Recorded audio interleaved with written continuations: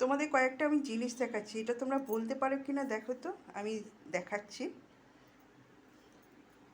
বলো আজকে আমি কি কি রান্না করব। এখানে ওল কাটা আছে, এই একটা রান্না হবে।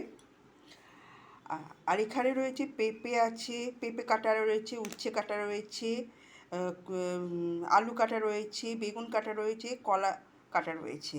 আর তার সাথে এই তোমার সজনের ডাঁটা কাটা রয়েছে।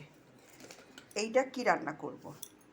আরেকটা জিনিস দেখো, এই একটা রান্না হবে, এটা দেখে অবশ্যই তোমরা বুঝতে পারছো আমি কি রান্না করব। তবে এইটা বলতে হবে এটা আমি কী রান্না করব, আর এইটা দেখেও বুঝতে পারছো এটাও কী রান্না করব।